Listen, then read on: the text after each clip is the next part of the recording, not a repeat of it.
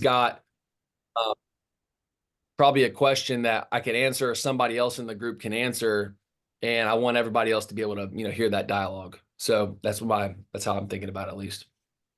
So anybody have some big things going right now? I know I was talking with Zane and Thomas past couple days. Thomas has a couple of opportunities in the pipeline, which is freaking awesome. I mean, he just signed up, which is great. So kind of just show that you go after something, you take some action, and you work with Zane on some stuff, things can move forward. So does anybody have kind of anything on their mind? I've got a couple of things that I want to go over today, but I also wanted to first answer questions or thoughts, or anybody's got something on their mind, we can address that first. Cool. All right, well, sweet. Here's what I want to do. I'm going to, now I'm not going to blame Thomas for this, right? But I want to pick on him for a minute because he doesn't know any different. He doesn't know any better, right? It's not fair. But what I was, over the past couple of, weeks and months now, y'all have noticed that we're trying to make this shift from just like focusing on education to action taking. And so that's why we've been working on this acquisition blueprint, been working on all the underneath stuff to where when you do have an opportunity, you can present this request for financing to us. It hits all of our check bin metrics boxes. That way, once that happens, then we can send this deal over to our network of champions, all of our limited partners, and the deal can get funded and we can move on something that much quicker. And so that's what Zane and I have been really, really working on the past couple of weeks, and underneath that, people really aren't seeing, but it's really cool. So I wanted to, again, Thomas, I'm going to pick on you for a minute. This is a great thing. So don't take this any negative at all. But we got an email from Thomas. Before I go into that, I want it to be with everybody an easy system and process that everybody knows exactly what they're looking for, the exact types of properties, the exact metrics, all the criteria that we want to hit. And that's when that request for financing here, that you guys have seen that everybody has. Let me move this over. So this request for financing template, and Zane was in my office yesterday. We were discussing this and a couple of things. So I get this email from Thomas, this is a couple of days ago, gives a good recap, gives some information, gives the pro forma, and gives the link, which is great, right? I mean, that's for, being new like this, it's not like right or wrong. But what I would like to have for everybody is, again, a system and a process set in place to where on every single time that you have a new deal, there is because what's going to happen is, I think, for number one, this request for financing template, all this information first, I think it's going to help everybody when they see all of this information. It's going to help them underwrite they're going to have to know their pro forma that much better. They're going to have to make sure that they know their numbers on their pro forma. It's going to have to make sure that they understand the types of deals, all the information. They're going to have that information from the broker, maybe whether they are out there or not, but having photos, describing the location, the tenant, and then filling out all this information. I think it's just going to help everybody underwrite the deal better. I think it's just going to help everybody become more seasoned with what they're trying to do. But third, and maybe not most important, because we need to be educated on what we're doing. But third is, if you provide Zane and I this sheet, which is all of the information, because if you think about it this way, again, if you got $1 million building, in your sites, and it hits all of our metrics, right? All of our, we go down here, wherever it is, here it is, and it hits all these metrics, you're like, I'm on to something. I've got a really good deal. And you pop all this information into the request for financing template, and all of it checks, and you email that to Zane and I with all this information. Number one, it's going to allow me to look and be like, okay, I definitely, whoever, Adam, Thomas, doesn't matter who it is, Jared, Mike, whoever is sending this deal over, I'm like, okay, this guy is on top of things. He knows his numbers. He filled this out properly. and again, it goes back to you understanding, okay, what does every single one of these mean? And it gives you a much deeper understanding of the actual property that you're purchasing. I mean, talking about even the lease, you have to go and get that lease, understanding how many years remaining. You have to read the lease, like we talked about, understanding how to actually dissect a lease and understand all the vocabulary in it. And again, you have the market rent per foot. That means you had to have that conversation with the leasing agent. You're doing all your math. You're understanding the real estate. You're understanding the deal. And then you email this to me when this is completely filled out. And it also couples with all of the metrics that we want to hit. I mean, I'm going to go immediately to my banker. And imagine if I'm able to forward that to my banker and say, hey, look, this deal that we've been talking about, check it out. Here's all the information that you'll need. It's on this one pager. And then on top of it, you go and include the pro forma, and it hits every one of these. Now, again, I'm not going to pick on Thomas again, but when I'm getting a pro forma like this, and it's got blank pages and like 45 pages of blanks. Now, again, not knocking this, Thomas, because you're working it still, but like being able to delete those blank pages, and when you download every single page on here and you put it together on one spreadsheet. Like what I'm getting at is the velocity is going to become so much faster because I can present all of this to my lenders that much better. And I think also too, it shows on you guys as professionalism. I think it's totally professional. Like if you're able to email me this request for financing template, it's got this, couple sentences, it's got some photos attached. It's got all this stuff. It's got the pro forma. I think it just throws off like massive professionalism. And I just think it's going to allow us as business partners, when we go into business together and we go raise the capital for this deal with our network of champions, it's just going to create that much more. Everyone's going to feel so much more comfortable with doing this deal because we have provided all of this information.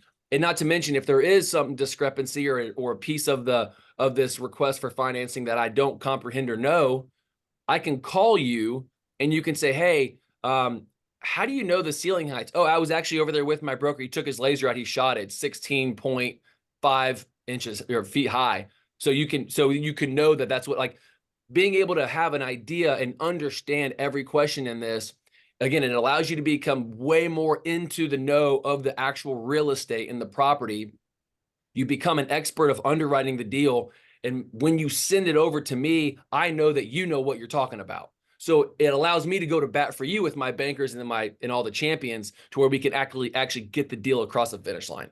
Does that all kind of make sense? I don't know if anybody has like a thought on that, or Zane, if you want to pop in on or give me an opinion, but that's, to me, that's really like when I look at it, when I'm talking with my bankers and they're about to give me $750,000 for a deal, they're going to underwrite the deal, right? They're going to know what their metrics are, what is important to them, their debt service coverage ratio. They know what they got to do to check their boxes to lend money.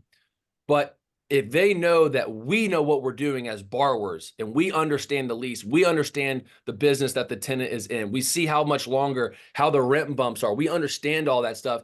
If there was ever even a smidget of concern, that loan officer will be able to go into that loan committee and go to bat for us as well to get that deal across the finish line. So for me, I want to make sure that you guys know all the information about the deal, because especially if you guys, like, for example, Adam, you're up in Chicago. Like, I don't know a lot about Chicago, right? I just don't. But if you have all this information and you know the market like the back of your hand, you've got the team and assembled the team and all the guys in place that can provide you all this information. That allows me to be more comfortable when I go to my lenders and say, hey, look, we got something really smoking here and you've got to take a peek at this. And because I've got a great partner that's on the ground, and then that's when it allows us to go to our champions and say, hey, look, we got guys on the ground. We got our banker that's on board with this thing. Look at the deal and look how professional that this has been pieced together. So for me, it allows me to be more comfortable when I'm going and, position into LPs to bring their equity to the deal. So does anybody have like a thought or question about kind of like, the way to present a deal? Now, again, don't take any offense here, Thomas. I was just using you as an example, but it's just, this is not bad, right? But I think if we want to, I couldn't imagine me having to forward this to my banker. If you can think about it from that perspective. Again, it's not a knock. It's just know that, like, for me, if I'm looking at this, I mean, these are cool. I see this pro forma and I'm just seeing a bunch of blank pages. I'm not knocking it. I'm just saying that if you're trying to get somebody to lend you money, let's find the way to look and feel the most professional and create the most amount of information. So then these lenders and these limited partners, can make a decision based upon the information we provide them. Does anybody have thoughts or questions on that? Something to say. So I know that Nolan already sent the request for financing in the school platform, but I was working on this morning to build this out specifically for you guys, and I'm gonna put this in all of you guys' personal onboarding folders. So I'll make a post on school today about this whole thing, and then also I'll know a lot of people don't have an onboarding folder because we only started the personalized onboarding folders relatively recently. So if you don't have a personal onboarding folder with your own stuff that you don't have to share with everybody else, you can get with me about that, and I'll make you one personally. But I'll listen to your onboarding folder so that everybody has it, so that you can just go and maybe make a copy of it on your own, and then fill everything out, and then use that to send to us as well. Yeah. So does anybody have like again, it's not, again, Thomas, don't take offense. I was just simply using you as an example, but it's for me, I mean, I just had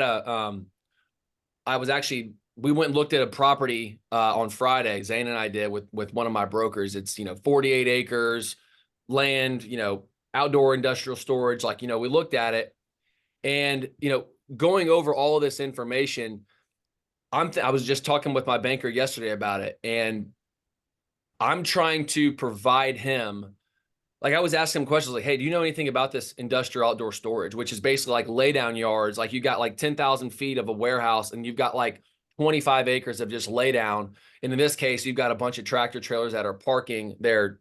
You got trucks coming in and going right off the highway. It's right across the street from Mercedes. Like, I mean, it could be a potential opportunity. But what I'm getting at is, I'm sitting down with him and I'm like, okay, what information do you need on this to know if the deal is bankable or not? Because right now this deal is not bankable. The lease is like less than a year long. I mean, it's like a year-to-year lease. But the whole point is, I want to provide these guys, and this is where I'm just kind of relaying what my banker has said to me is, I want to provide him with all of the information, because again, it comes back to me being professional. It comes back to me knowing what I'm doing and what I'm talking about. And then, basically, like, they're conservative by nature. All of us in this group, we're risk takers by choice. So the whole point here is to de-risk any deal for this bank in order for them to lend us their money. So this is where, like, we worked on this. It was like, okay, this is all the information that I think about and what banks are going to ask. But again, it just goes back to creating that velocity. Imagine if we're able to just go boom, boom, boom, boom. I look at what you email me. Man, this looks awesome. All the information that I need is right here and there. Boom, I'm able to pull the trigger. I'm able to forward this over to my banker. My banker looks at it and says, I don't need any more information.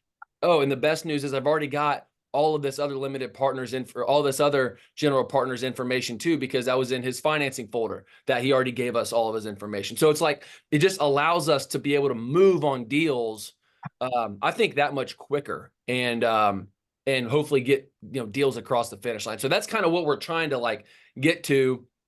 And so I appreciate you guys, kind of, as we're kind of under construction, if you call it that, trying to make that shift from not just like, underwriting and going over, hypothetical deals, to like saying, hey, let's actually go over something and let's find a way to help everybody. I'll partner with you and we'll make a deal happen together. You know what I mean? So that's kind of where we're at right now. So anybody have, yeah, thanks for making total sense. Thanks for your help. Okay, cool. So anybody have thoughts or questions about that? I mean, we can underwrite a couple of deals. Does anybody have anything in the pipeline? I mean, that's really what I was wanting to discuss today. We can go over Thomas's deal. I don't know if, Thomas, if you want to ask some questions about what you're looking at, we can kind of chop this up and go over the math, or Um, what is on everyone's mind today? What questions can I answer for everyone today?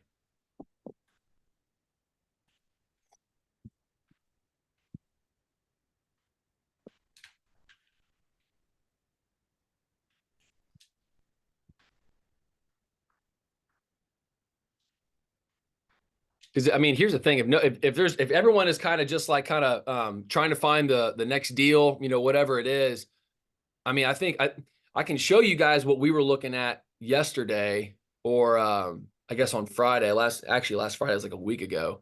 I don't know if Zane had sent it out or not yet, but we made like a whole video of it. So Zane, did you send that out did you put that in the thing here? I don't know.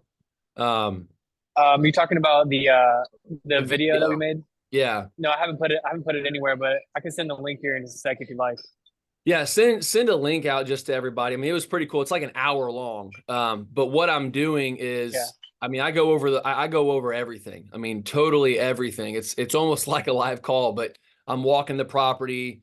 I actually sit down and like underwrite the deal live, same way as what we do every week, but I think it could just be another value add. Um, so let's just go over this deal that Thomas has found, okay? So, met with the broker. I know where this property is. Believe it or not, Thomas, I know who's selling this. I looked at this deal myself. So $4,900 in triple net. So let's just underwrite this deal together and go over how or if this is a good deal or not. So I'm just looking at this right now. 18-foot ceiling heights. Now again, I know this property. Let's go to the LoopNet. Let's see what this property looks like. Let's see here. So one thing off the top that I want to I'll give you a piece of advice on, Thomas, and everybody, is if you're looking at this right here, let's just look back. So you got 18-foot ceiling heights, right? I'm betting that that's not 18 feet on the side. That's probably 18 foot right at the tip top. So the way that I would look at that is the way that I would email this to me is I'd say, 18 foot in the ceiling or in the center and probably like 12 feet off the side. You know what I mean? Because these are probably 12-foot high roll-up doors. Does that make sense? Because it doesn't tell the whole story. If that thing was flat and it was 18 feet, well, then you'd have, how many square feet is this? 80, that's done right. And that goes kind of back to what I was mentioning before is being able to, go to the template and say, okay, how many square feet actually is it? How big is the property? That kind of thing. But let's see here. Okay. Oh, here it is. My bad. I'm sorry, Thomas. 7,120 square feet. So let's just pop this into the pro forma and see what happens. 7,120. Value of the land, let's say it's 50 grand because I know this is. Monthly rent pays $4,900 triple net, which is awesome. Let's see here. Seller is not too motivated, but can be negotiated. Has a big parking lot that's currently rented for $1,000 a month, not included the pro forma. Okay. So, now let me ask this, Thomas, if you can answer this. Have you spoken with the seller about this? You on here? I think Thomas has to work right Oh, now. He's at the fire oh, station. okay. Hey, can y'all hear me? Yeah. Yeah. I was asking Thomas if you've spoken with the seller at all on this deal and figured out if there's a lease on that parking lot that's currently being rented for $1,000. So no, there is not. It's a short-term rental basically, and Yeah. I think it's basically just like a month-to-month thing. The broker said that that they can move out at any time if they wanted them to, and I preferably would rather them stay just Sure. because it's a little bit extra income. And but no, that's what me and Zane talked about yesterday is if I can get with that seller to make sure maybe we can sign a lease agreement to make sure that it's a guaranteed $1,000 a month. Nice. Okay, cool. Well, here's what we're going to do then. We're going to underwrite this deal as it is, as $4,900. We know that we're making an extra 1,000, but because like I was mentioning, if there's no lease or the lease is even a year long, it's truly unbankable. The bank is going to look at that as too much risk. So, let's see here. I don't know how long the lease is. Not really seeing how long the lease is, possibly under contract, yada, yada. Okay. Well, don't know how long the lease is, but let's just assume it's 3 years, but $4,900, which is per month, 4,900. Okay. And this purchase price is, he's asking 590. Now, and this goes back to one other thing that I want to make sure that everyone, realizes too. I've said it before, is the asking price or whatever they want for that price is irrelevant. It does not matter, because what's going to tell the story is the cash flow. So if we go over to our 70% calculator, which everybody has, this is more on a vacant building, which there is a lease, but I like to, if I'm underwriting this, you got to make, that's where we have like that 10 cap. But I look at this and try and figure out how do we actually get to, which is pretty close already. It's almost a 10 cap right now. If it's bringing $4,900 a month of net operating income in per month, interest rate's probably going to be closer to 8. But let's just do the math on this. So rent per foot is $8.26 a foot. Maybe that's right. Change anything? I didn't change anything. Okay. So now again, this is in Birmingham, so I know Birmingham a little bit. I think that's a little high for this market. So, but that's okay, right? If we've got a lease on it. So 590. I want this to be, which is already pretty close, a going in cap rate of at least 10%. Again, if we go back to our metrics, which is where cash on cash. So let's go look at our cash on cash after debt service. Where's our cash on cash? So it's right around 8%, which again isn't horrible. It's not 10%, and that's going to have to do with the debt. So what we can do here, I'm betting interest rates are going to be around 8%. So the one solution is you can increase the loan to value to maybe 80%. That should increase. Well, that goes the other way, actually. We just have less money in the deal. So let's keep it at 75. The way that I think that we stretch this to 10% is we increase the amortization to see if we can get it to, 25 years. So what that'll do, where's our cash on cash? So here we go. So that increases our cash on cash to 10%. Let's get this purchase price to like 575. So that gets us above a 10 cap at where it currently is rented. We got our debt service coverage ratio 147, which is strong, which is above a 1.4, which is what we need. 16 to 18 foot ceiling heights. We got 18 feet in the center. There's 6 roll-up doors on this property, or 7 roll-up doors. So we definitely check that box. It's less than a mile off the highway. Square footage, it's a little under between 10 and 40,000 feet, which is okay. I own some property that are less than that, so I don't think that's completely wrong. Don't have a full understanding of the lease. But again, it's not a horrible deal on paper, especially if you have the opportunity to increase the rents even more with, parking on the land. So, and I bet you too, one thing you can do on this deal as well is if we go to the banker and, we can get maybe because of the, trying to lease up the space, you can probably get 12 months of interest only.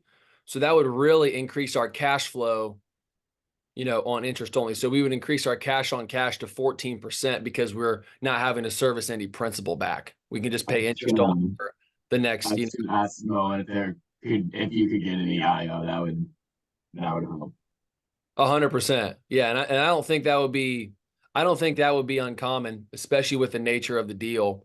Right. So getting some IO on that, maybe you get the seller to leave some money in the deal that could end up making the deal a little bit sweeter. Because I know this guy's situation, I showed Zane just the other day. He, again, I don't, this is neither here nor there, but there's like an environmental. So the thing is, this is on the north side of Birmingham, which is near Norwood or near the airport. And that's neither here nor there. But the kicker with this is in the past in Birmingham on the north side, there used to be a lot of industry, and there's some, putting stuff up in the air and in the ground and everything. So there's a lot of environmental issues up there. Like there's a lot of buildings that can't pass like environmental study phase 1s and phase 2s. So what this guy's doing is like, he's having to go in there and like dig some stuff out of the inside of the property, like actually pass the environmental study, because if he doesn't, the deal becomes unbankable again, because no bank's going to want to touch it because it doesn't pass an environmental study. So that's a whole other, into the weed kind of thing about the deal. But again, I don't not like the property. The roll-up doors look really solid. I don't think there's any photos of the inside here. But it's just an open space. I believe you can see how close it is to the highway. My biggest thing on this is for Thomas, what I would do now is I would start to, I don't know, did you, again, I know you're working, Thomas, but like if there was a way did you speak with Leticia and see if maybe she's the one that brought this deal, or were you just snooping around LoopNet? That's really the kicker there. So my go ahead. So no, I was just searching around on LoopNet, and I got in touch with Leticia, and she said, and she basically said, and that lease that we're talking about, it's not finalized yet. And so that's the real kicker, is that before I were to close on this deal, they would have to basically sign something in contingent to say that they're going to sign this lease agreement before the end of closing. Right. So that lease is not finalized yet. Okay. Well, then again, if they sign the lease, then the deal, becomes way more bankable at that point. Do you know how long, the type of tenant? I know basically, I don't know the terms yet, so I don't know how long, but I do know that they're in basically the trucking business. So I think they would really be just parking their trucks in there. I think that's really it. I don't think they would really be doing much work, and I think that's it. So I wouldn't see that being a problem as far as the environmental part, because obviously you can't have probably a landscaper in there, because that just wouldn't work well with the environmental problems. But I think it's just a trucking company. Okay. Well, yeah, either way, if you got all this lay down yard around, and this is kind of cool too. So like I told you guys, I went and looked at this property, this big old Mamre Jam, that 48-acre property last week. And I was really interested, and this will tie into what you're talking about, Thomas, with these lay down yards in this trucking business, is these the zoning for these trucking companies that need massive lay down yards like this. Like you can see guys, like this has like a pretty big just like yard for just space to just park stuff, right? It's a big space. And the kicker with this, when I was talking to because I was texting, maybe like y'all, I just started texting like all of my people that would know, like some other investors, some brokers. I said, what do you guys know about industrial outdoor storage? You know anything? I called my guy Sam, who's my main broker, and he's like, dude, I don't do that. Here's a couple guys that I might know. It's not new, but it's just, it hasn't got to Birmingham yet. And so I called up a couple guys, he's like, hey, so I kind of just shuffled the deck until I found one guy who's really good he actually works with IronVest in Birmingham. I don't know his last name. It's Austin something. I can put you guys in contact with him. He's just another broker. I'm actually having lunch with him today.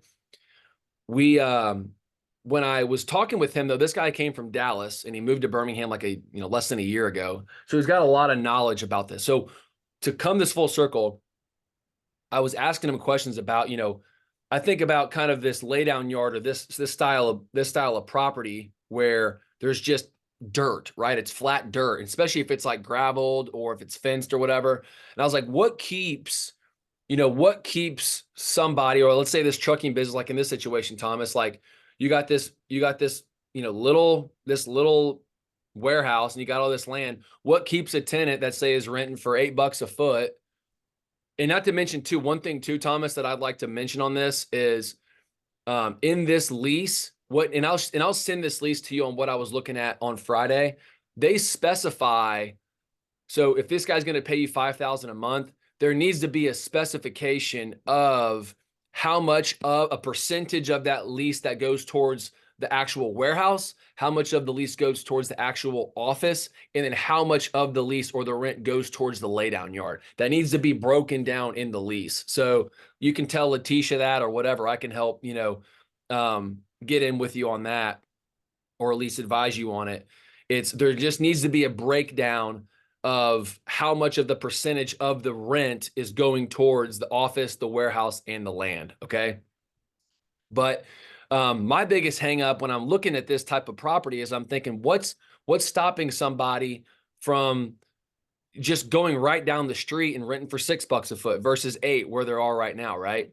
And what this broker was telling me that I thought was really intriguing was he said that, I'm not a zoning expert here, but he said that, it's M1, M2, M3, which is just like heavy industrial, right? And there's not really a specification on what you can actually do on those heavy industrial, like what can you park? I mean, can you lay down equipment? Can you store inventory there? What type of product needs to be put on those laydown yards? Like, so there's a lot of like discrepancy and a lot of like kind of just murky water of what can actually go on those laydown yards. Well, what he was saying is that a lot of these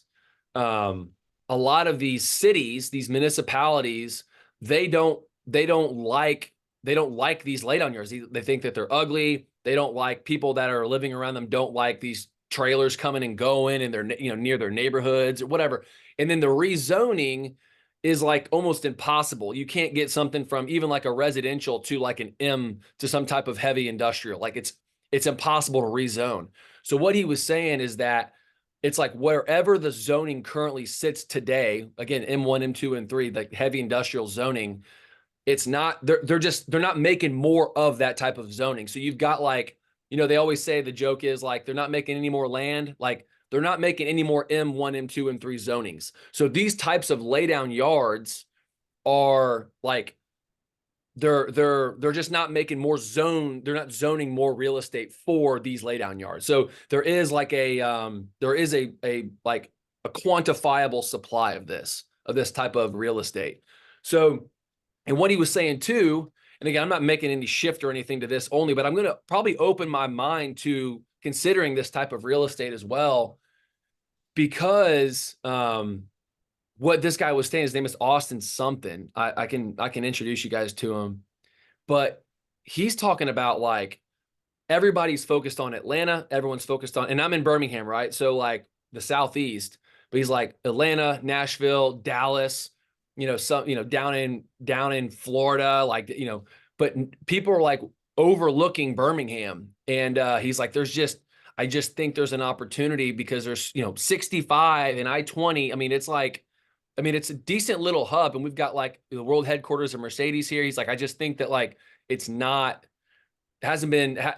the radar right now. So not to say, Well, that's how I feel about the Midwest in general. yeah, I mean, I think that there's just an opportunity there that is just not being utilized, or it's not being understood. So again, to go one step further, I was talking with one of my other larger investors, and I called him and I was like, hey, what do you know about this? He's like, were you were you listening to my phone calls? I was just talking about you and about this. And I was like, all right, whatever. And he goes, because him and I were going to do another deal together. He's like a pretty big fish. And we were going over this, and he's got like an in with these private equity firms, because what these guys are hot and bothered by it right now. Some of these, and I don't know their names of them, but they're buying on like, at 5 multiples. Like he goes, if you go in and you find a trucking company and put a term on a lease on, like, I'm not kidding, like something like this, he's like, these guys will just buy them up. He's like, they will just buy them up. He goes, this guy that he was working with was buying them at 2 million. He was buying them at $2 million. He'd put, he'd gravel it. And you can have different levels of this. You can have like a really nice fence with a barbed wire around it. You can have like a security point in the front. Like, you can have all these things, that go around to make, to level up like your laydown yard and your, these types of outdoor industrial. But he's like, these guys will come in and pay like, well, they'll buy it like 5 caps. So if you're buying something at and there's a ton of mom and poppers that are doing this. So he's like, you can come in here and buy these properties at a discount, get creative with the terms with the seller, the mom and pop, get cute with maybe a fence. Yeah, you don't have to put a security guy on the front or whatever, but you can, put some cameras or whatever and pop these things to these private equity funds and get a really nice multiple payday. That's what he was saying that he's working on right now. So that's a lot of information, but I thought that was, like I said, I'm going to go hang out with those guys today. So I'll have more information for you guys about that conversation, because I don't know enough about it yet. Because my biggest problem was I was having difficulty underwriting it, because I was having difficulty comprehending how to underwrite the lease. And so, because like I said, I was concerned about them being able to just pop up and move right down the street for, and then I've got like 25 acres that's completely vacant, So, and then I was asking my banker yesterday, how do they actually underwrite this deal? Because you can't, they're going to price it by the acre. You're going to price it by the lease. How, so there's just some more moving parts that I'm just getting educated on, but I wanted to bring it to y'all's attention because I think that there could be an opportunity here that we've been not necessarily overlooking, but if we can find the way to make it bankable, I can create a process and a system to find these deals and take them down. We've got some guy that on the back end that either wants to buy it out, or if we discover a relationship with the banker that has an appetite for this type of real estate, we can just refinance the equity out and just keep recycling the same principal for the down payment and make all our limited partners really happy and rich. So that's where my head is. I don't know if you guys have thoughts or opinions on that, but I thought I'm going to get more information today when I hang out with them. Thanks for sharing.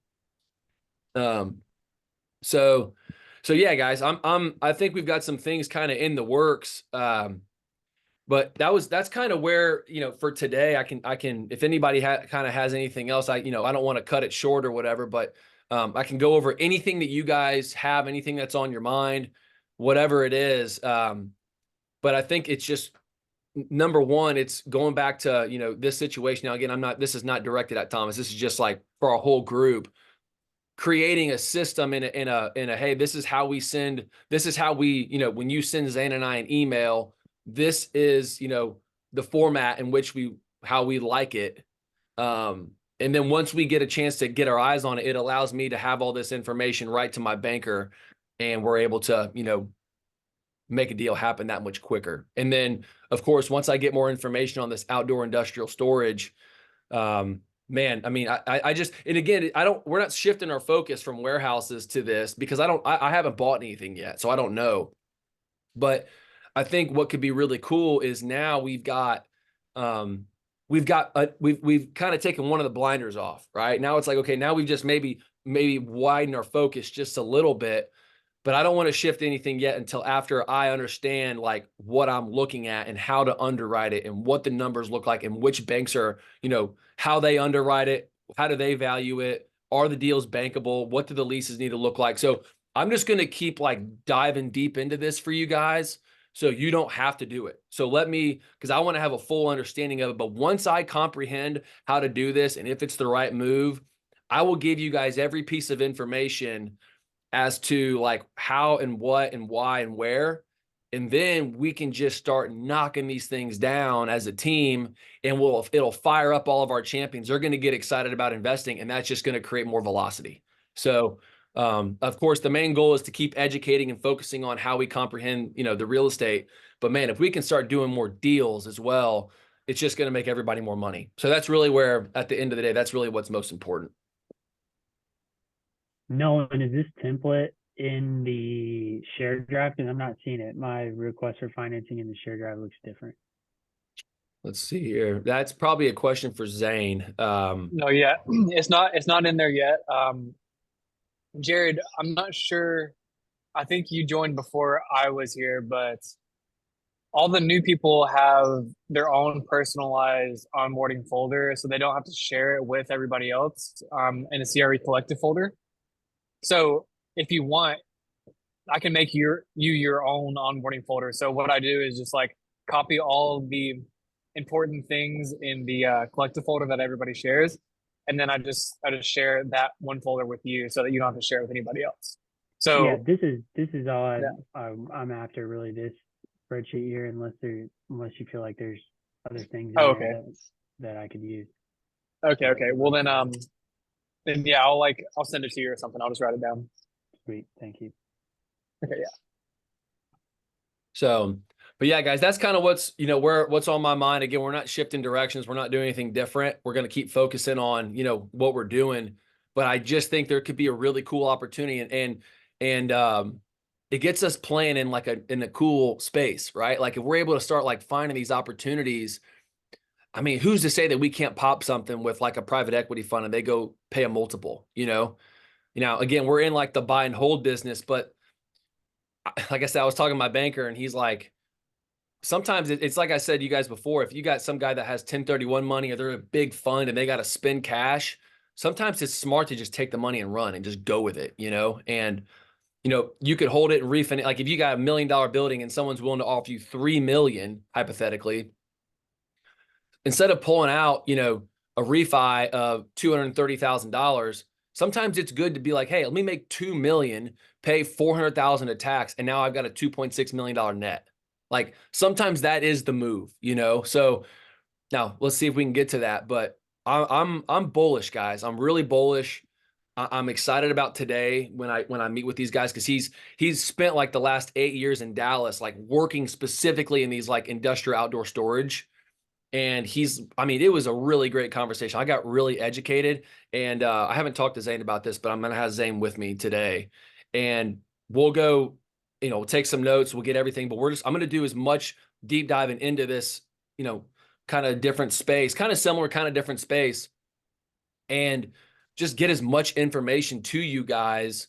So that way we've got kind of two different options that we look for versus having to just focus, only on, these types of industrial. And I was like, okay, hey, now what we're looking for when we talk to brokers as well is you can have one guy that's very specific on the warehouses, and you can have a guy that's very specific on industrial outdoor storage, So I think it's just going to allow more deal flow, which just creates more confidence in what we're doing and creating here.